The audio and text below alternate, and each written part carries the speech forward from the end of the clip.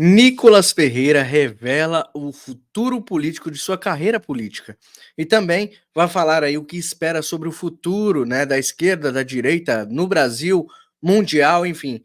Ele vai revelar aqui algumas coisas que vocês precisam saber, né, sobre a nossa política, sobre os próximos passos. Nicolas Ferreira que tem se destacado aí como deputado, um dos melhores deputados que o Brasil já teve, além de pouca idade, mostra grande experiência no caminho a ser trilhado. E eu peço a você, é claro, que chegou agora, deixa o like, compartilha muito para que chegue e alcance o máximo de pessoas. Se você gosta do Nicolas Ferreira, já deixa o like. E também, se você gosta, repasse aquilo que você gosta para outras pessoas, para que as pessoas mais e mais admirem este rapaz que está fazendo um ótimo trabalho no nosso Brasil, tá bom? Lembrando que o Pix vai estar na sua tela, QR Code, e também a chave Pix direita no Brasil, @gmail.com. A qualquer momento você pode fazer uma doação e ajudar com que esse canal se mantenha no ar. Vamos assistir a este vídeo aqui que é do canal do Fabrício, do Fabrício Verdun, isso. Fabrício Verdun, que é ex-lutador, né, de UFC e campeão muitas vezes, levou aí, né, o cinturão. E ele tem um podcast chamado Os Nossos, convidou o Nicolas para estar falando ali. E vamos ver que esse papo tá bem legal. Separei um trechinho aqui pra gente acompanhar. Vamos lá. Beleza, fiquei fechou. muito feliz mesmo, brigadão. Aí veio direto de... Acabou de chegar...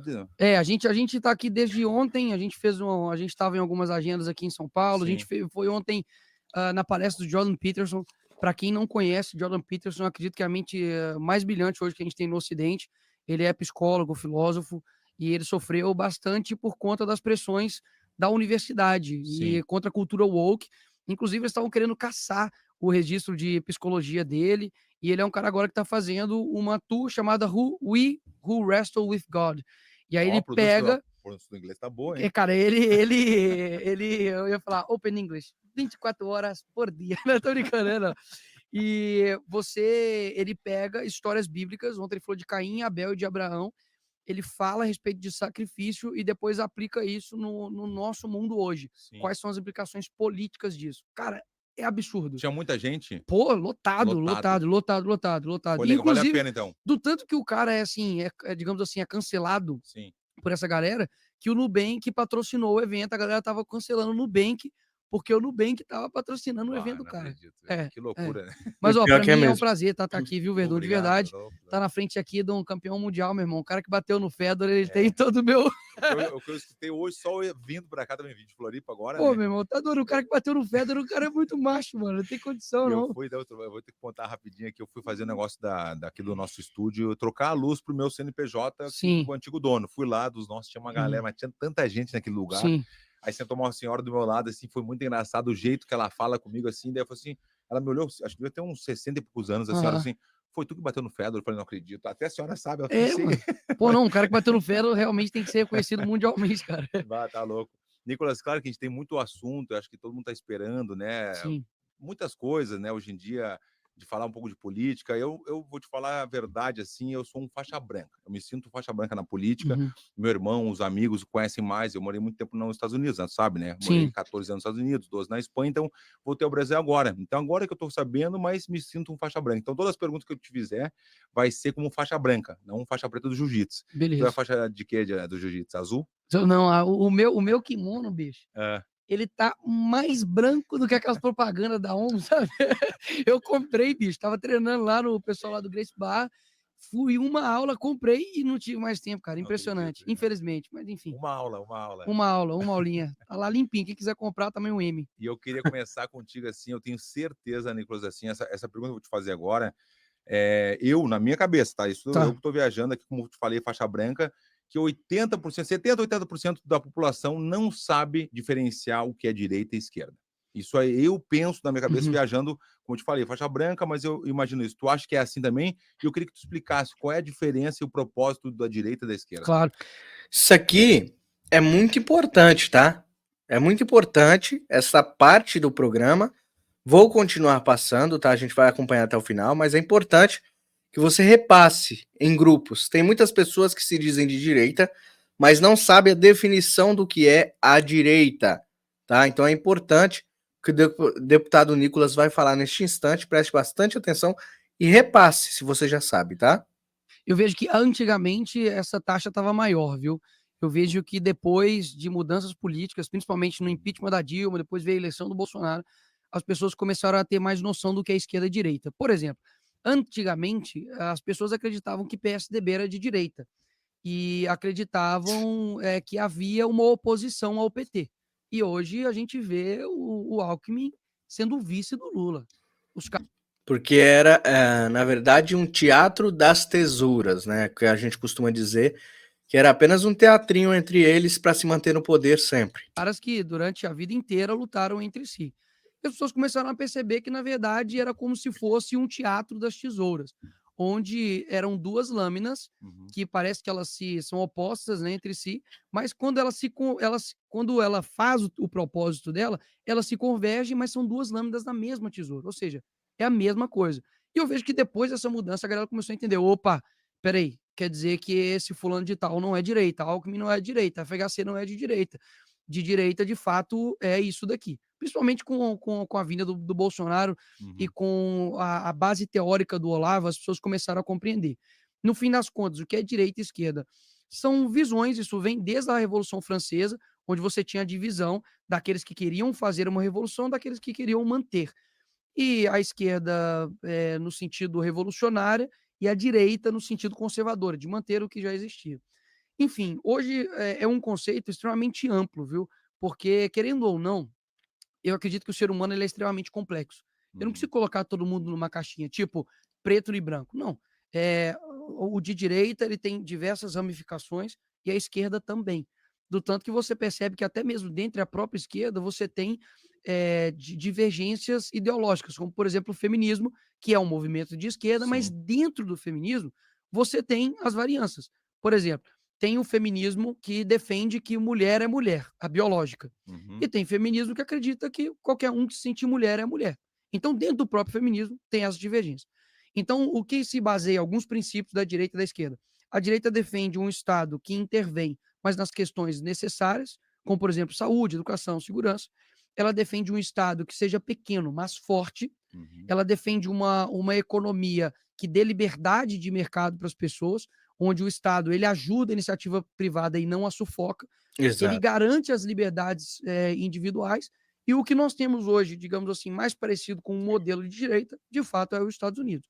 A segunda emenda, por exemplo, dos Estados Unidos, que dá direito, né, da pessoa ter a posse e porte de arma, é no sentido de que, não para você se tornar a segurança pública, mas se caso o Estado, que nós sabemos que quando ele cresce, ele se torna um mal, historicamente, ele é tirânico.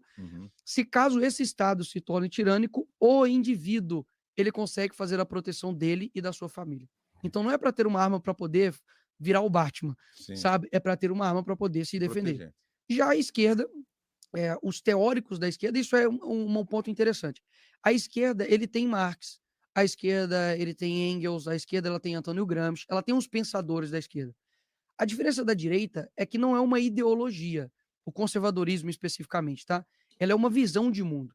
Então nós temos pessoas, obviamente, que falam pelo conservadorismo, como Edmund Burke, como o próprio Russell Kirk, tem um livro que chama A Política da Prudência, que fala sobre isso, mas, ao mesmo tempo, não é uma visão de mundo e não uma ideologia. Por quê? Uma pessoa lá do campo, meu avô, que nunca leu Edmund Burke, nunca leu nada disso, ele era conservador. Por Sim. quê? Porque é uma visão de mundo. Porque por isso que a gente fala que a maioria dos brasileiros, e no mundo também, são pessoas conservadoras em sua essência, em sua criação, né, em seus valores. A maioria das pessoas são conservadores, tá? Porque vem de berço, né? E aí tem uma minoria ali que aí passa para a esquerda, ou então é conservador, é criado com conservadores e acaba se desviando no meio do caminho, né? Enfim, é isso, é uma visão de mundo, não é uma ideologia. Na verdade, né, o conservadorismo, ele abrange boa parte da população mundial.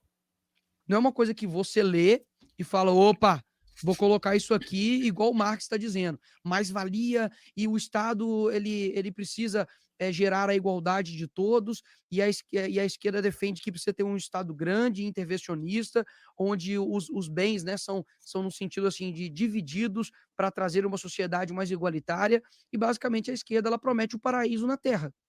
Só que esse paraíso sempre vem igual um inferno. Quando você pega a prática de tudo isso, você vê que na verdade não sucedeu. Você pega, por exemplo, Fidel Castro e Che Guevara, os caras simplesmente bebiam Coca-Cola e tinha 2 Rolex, enquanto a população que eles governavam era pobre, era miserável. E até hoje tem ainda a herança do Exatamente. socialismo em Cuba. Você pega Stalin, matou milhões, inclusive até mesmo entre eles. Você pega Pol Pot, em Camboja, da mesma forma, tirania.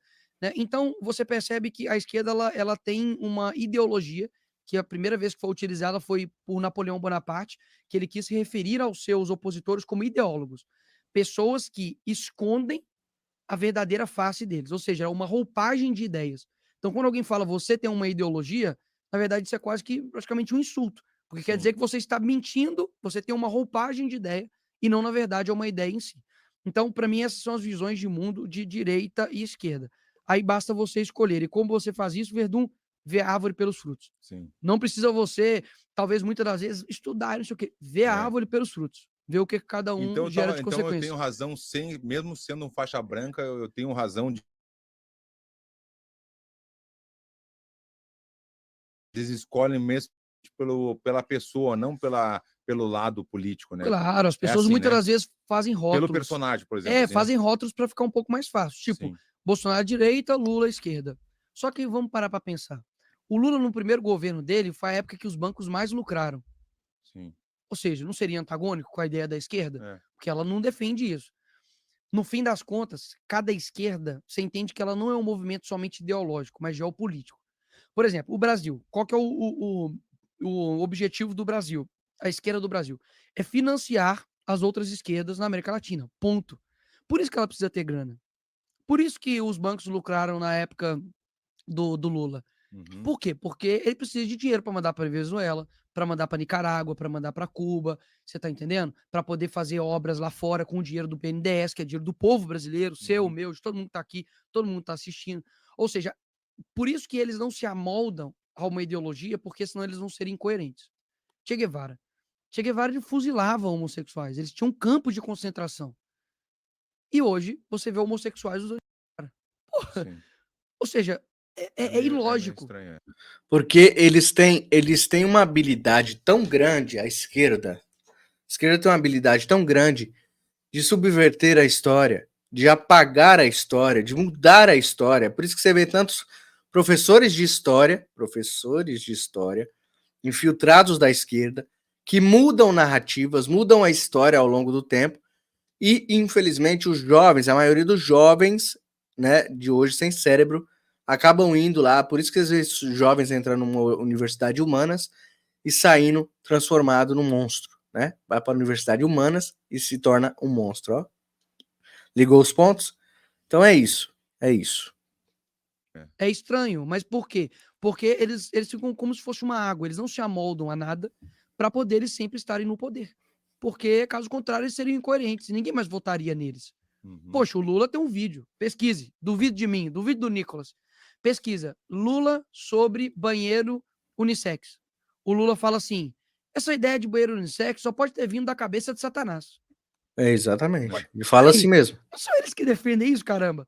Mas, se ele fala isso, ele tá, digamos assim, correto. Papai ele pode. tá defendendo a ideia dele. Mas, se eu falo isso, é processo em mim. Porque eu defendo isso. Mas ele, em tese, ele não se apega a nenhuma ideia para poder não acontecer isso. Para nego chegar e falar assim, não, você tá sendo incoerente. Você tá entendendo? Sim. Então a esquerda é isso, cara. Eles não se apegam a nada, entende? Entendeu, pessoal? A esquerda não se apega a nada. Que legal, né? Que legal já começar assistindo o Nicolas Ferreira. É muito gratificante ver esse jovem falar, esse jovem me representar. Eu acho que representa você também. Não sei se você acredita que ele será um dos próximos presidentes do Brasil. Tem tudo para acontecer. Então coloca aí nos comentários, eu quero saber a opinião de vocês. deixa o like para eu saber que você gostou desse conteúdo, porque eu vou trazer a parte 2, tá bom? Não vai ficar só aqui não. Se você deixar o like e comentar, eu quero a parte 2, eu vou trazer a parte 2, tá bom? Deus abençoe você, sua família, nossa nação e todos aqueles que lutam e continuam lutando por um Brasil melhor. Vamos juntos nessa luta, nós vamos vencer em nome de Jesus. Amém.